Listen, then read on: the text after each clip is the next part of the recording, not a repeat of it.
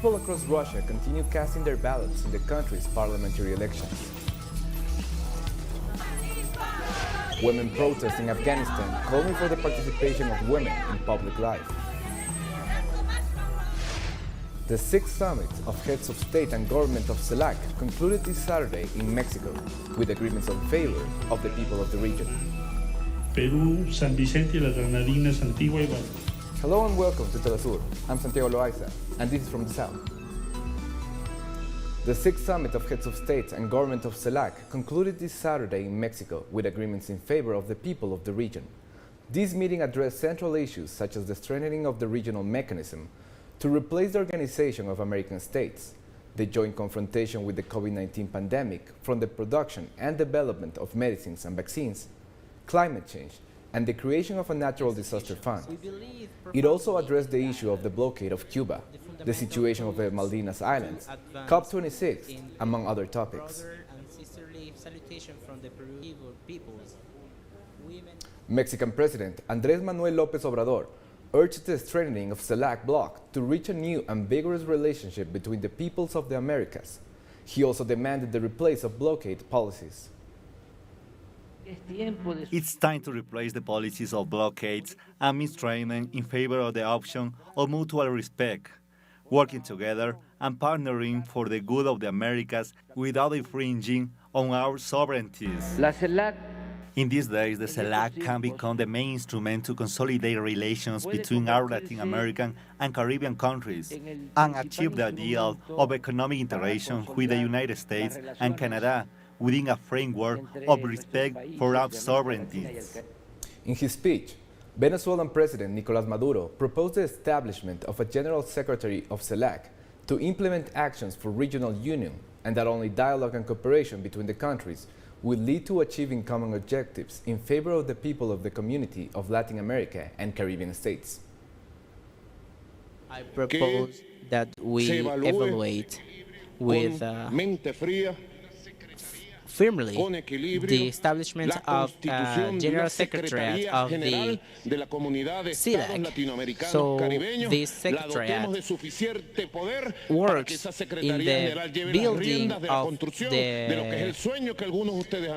establishment on the building of dreams of different institutions. Some of you dream of having a European Union here. Okay, it's okay, but we also dream of having something like the African Union. We hear you all. So we have a firm institution, and thank the government of Mexico for the support during the peace dialogues. And I ask on all the governments of Latin America and the Caribbean to join our efforts, because the only path we have is peace, dialogue, and cooperation. And I thank you all for the support we have. This year we have elections on November 21st. I invite you all to go there to see the campaign, electoral campaign, the election, to see how dictator Maduro calls on the 29th elections. We have had 28th election and we won 26th, and now we're having the 29th elections. All of the opposition parties are participating. We welcome these efforts, and we thank you all for these efforts of democracy, of dialogue, and we honor the spirit of debate and union that even that there are differences, we see the cooperation here. Thank you very much, Mr. President. The President of Peru, Pedro Castillo, said that the consolidation of CELAC is a great Latin American need to fight against poverty, exclusion, and the lack of opportunities amongst people. The CELAC must join efforts so our territories have access to international financing, so as to contribute to these goals of development of our economies that have been impacted by the effect of the pandemic. That's why I joined the call on the consolidation of democracy, of food security, the universal access to education, the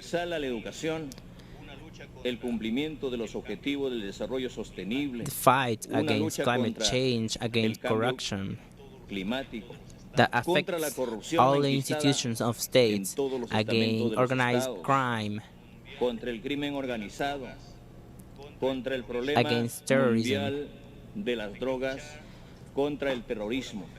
We have to fight for the protections of human rights, the freedoms of all of the peoples, the gender equality, respect of indigenous and Afro-descendants peoples, among others. Cuban President Miguel Díaz-Canel demanded an end to the embargo policies by the United States and also thanked the CELAC community its support for the lifting of this illegal measure.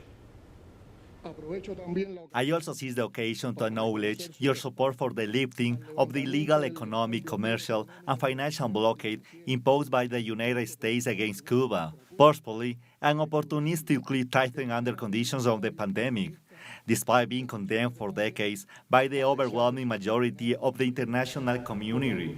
Meanwhile, the Prime Minister of St. Vincent and the Grenadines, Ralph Gonsalves, highlighted the achievement of a disaster fund for the CELAC community and also urged a regional posture to reach sovereign agreements with the United States.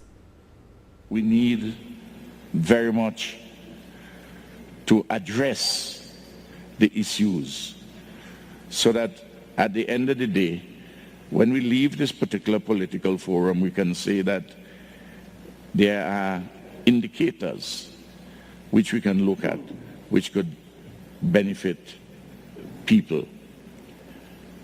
I am very pleased to see that there would be the operationalization of a disaster fund. This is something very practical. This is something which should be of great value to all of us. And I leave with this in the urging of a conversation always, and come to compromises and try to see if we can get rid of as many of the vanities which we all possess. Because the rain which falls upon all of us. The sun that shines is on all of us. And there is an elephant always present in the room, which is not here, our relationship with the United States of America. We have oscillated from time to time between submission and resistance. I think we need to have, amidst all of that, a proper conversation with the United States as to what practical accommodations that we can make in this hemisphere. Thank you very much. In other news, Mexico City continues its vaccination campaign for its youth as the number of COVID cases in the third wave of the pandemic continues to fall. After so much, a little bit of hope, a little bit of light at the end of the tunnel. Even though we have to have new habits and new ways of living and living together, everything that goes up must come down, and the time will come when it will end. We see that in general the population has responded very well to the vaccine, and this particular group, which is the youth group, is also responding very well. Vietnam's President Nguyen Xuan Phuc arrives in Cuba amid the emergency use approval of the Cuban-made Abdala COVID-19 vaccine in the Southeast Asian country. Vietnam, facing a severe coronavirus outbreak, on Saturday became the first foreign country to approve the emergency use of the Abdala coronavirus vaccine developed by Cuba, coinciding with the start of an official visit to the island by its president. According to Cuban authorities, both Abdala and Soberanas O2 are more than 90% effective against the appearances of symptoms of the disease.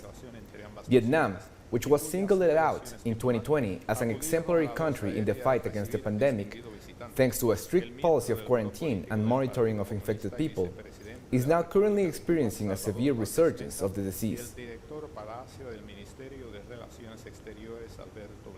Tunisia and Libya opened their shared border on Friday, 2 months after it was closed as Tunisia's coronavirus case load soared.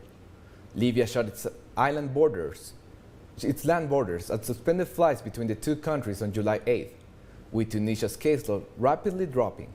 Officials on both sides agreed to reopen the border after Libyan Transitional Prime Minister Abdulhamid Beiba met Tunisian President Kais Saied in Tunisia on September 9th. Both sides rely heavily on cross-border trade. Officials agreed on a strengthening health protocol subject to revision in light of developments in the health situation in the two countries.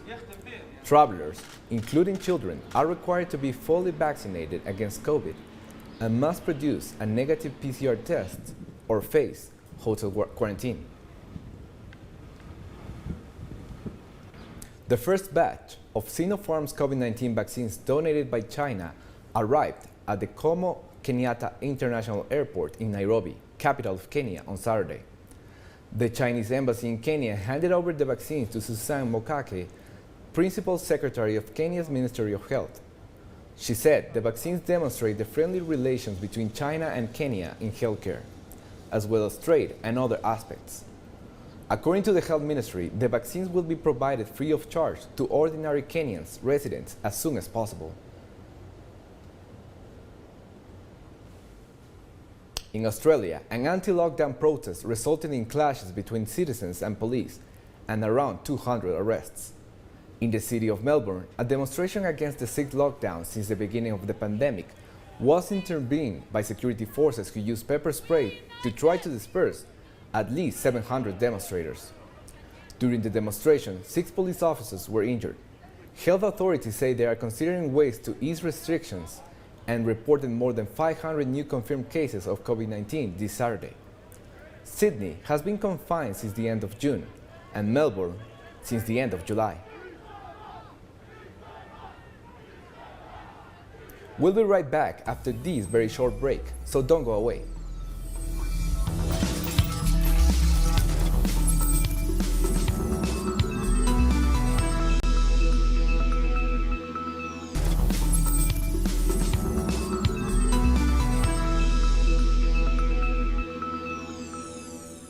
Welcome back to From the South.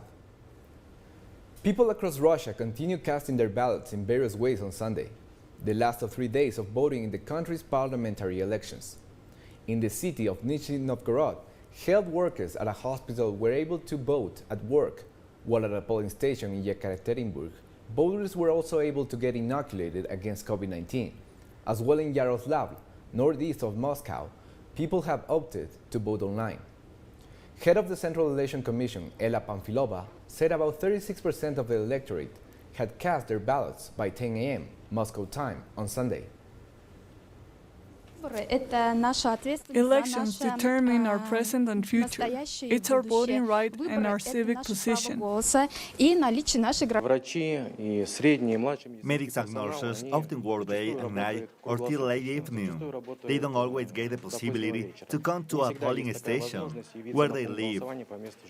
Now, we have this opportunity to make the choice and vote quickly, in comfortable conditions, at work without interrupting the work process.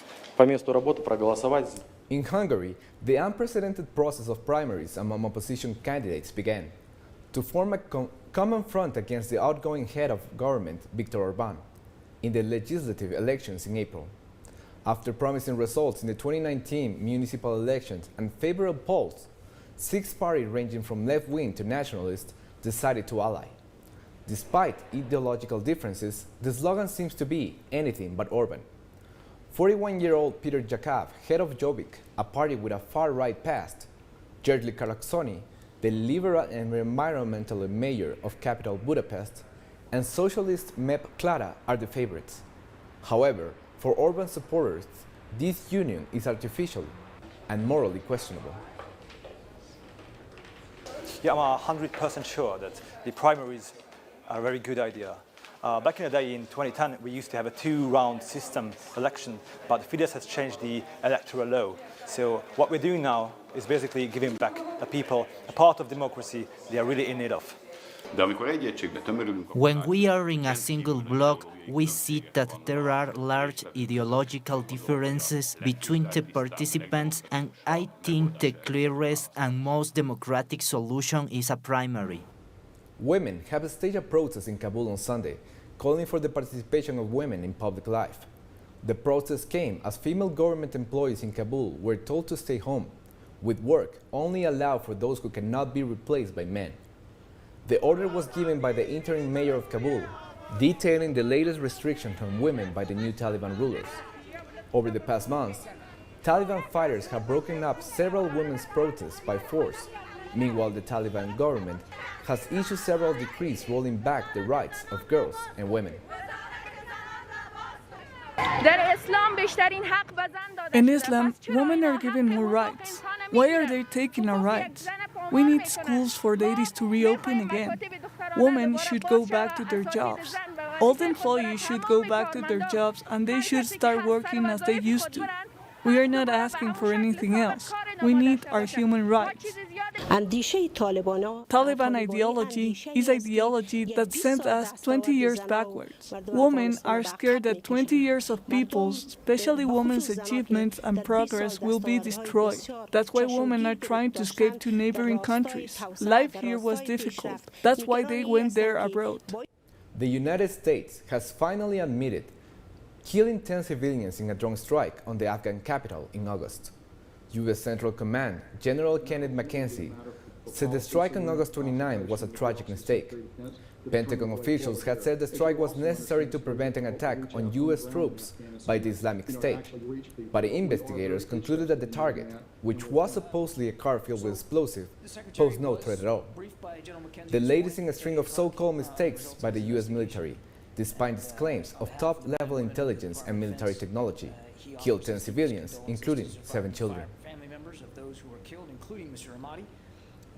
The UN High Commissioner for Refugees called on the international community to help prevent the collapse of public services in Afghanistan, warning such a collapse could trigger a major crisis. The assistance of different types, of different nature, development, salaries, functioning of the state is more complex, and at the moment it is frozen and blocked.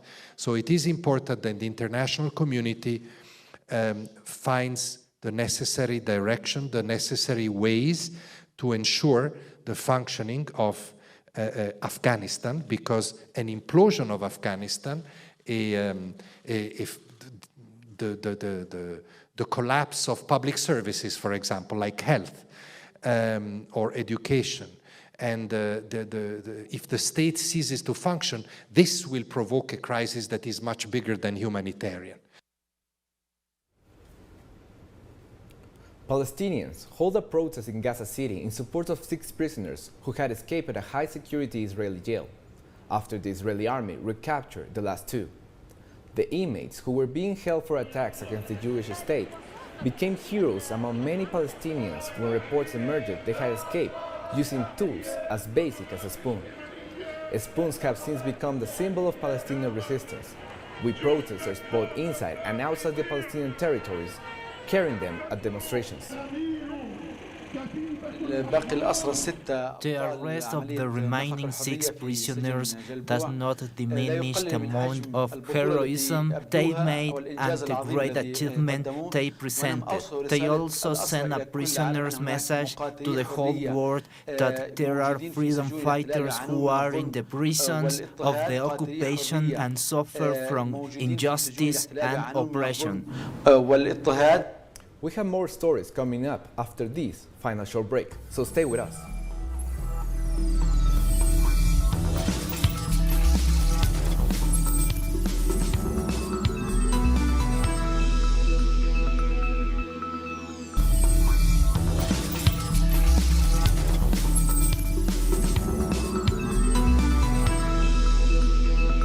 Welcome back to From the South. In Tunisia, citizens, including many pro-Islamists, held protests against President Kais Saied's decision to take additional powers in this North African country. The demonstrators gathered on Habib Bourguiba Avenue, which runs through the center of the Tunisian capital, in response to a call published on social network. The protest was greeted by a heavy police presence on the avenue. This is the first major demonstration since July 25th, when Saied dismissed Prime Minister Hichem Mekiki, suspended parliament and took over the judiciary for a renewable month, before extending these measures on August 24th until further notice. He then mentioned the possibility of amending the constitution adopted in 2014, which established a hybrid system, neither presidential nor parliamentary, which generates conflicts between the two powers. This is a citizen's message that expresses the diversity of the Tunisian street, of Tunisian public opinion. There are Tunisian men and women who reject the coup and the steps taken by the president against the constitution. This is a message for the return to the constitutional equality and legitimacy. The president's slogan is "The people want." We do not represent all the Tunisian people. This is part of the people who claim legitimacy. We are people who fought for freedom and for its establishment in Tunisia. We want the results of the elections to be respected. The Boko Haram armed group attacked a military convoy in Nigeria's northeastern Borno state, killing 12 soldiers and seizing 3 trucks. According to local reports, the attack took place as the convoy was traveling on a highway between Borno's capital, Maiduguri, and the garrison town of Monguno. The group has been carrying out violent attacks on civilians in communities and military bases in the region since July 2009. According to a United Nations report, around 36,000 people have died since the group launched its terror campaign, displacing 2 million in Nigeria. Berliners are to vote on a referendum to force major properties companies to sell thousands of flats as a result of the high rents heat up. A grassroots petition campaign fueled by anger over surging housing costs submitted over 183,000 valid signatures, more than the total required of around 172,000 to put the question to a general ballot. The Berlin election supervisors said local officials must now set a date for the vote, which is widely expected to be held on September 26th, the same day as election for a new federal parliament and Berlin government. It's going to be difficult. It's going to be really difficult, because housing is getting more and more expensive, and so is the cost of living. Everyone I've spoken to has had their rent increase, some by 20 euros, some by 40. Mine went up by 12, but I doubt they'll be satisfied with that price for long, and if we pay, the rent will soon go up again. Hundreds of celebrators in Serbia has gathered for the annual Belgrade Pride Parade on Saturday. Police cordoned off downtown Belgrade as LGBT activists marched through the streets, carrying rainbow flags amid a simultaneous rally against COVID-19 containment measures. It was the 20th anniversary for the first Belgrade Pride March. Activists claim that although the situation for the LGBT community had improved over that time, more is still needed to be done. We haven't gained the rights yet that we need, and also we always want to show our visibility to other people, and we want to show that we didn't gain what we deserve as every other citizen, because I think that we made some progress regarding laws, not yet, but regarding visibility, yes, regarding culture, yes, but we still have a lot of fights to fight. We have come to the end of this news brief. But remember, you can find these and many other stories on our telesurenglish.net website. And you can follow us on social media, Twitter, Facebook, and Instagram. For Telesur English, I'm Santiago Loaiza. Thank you for watching.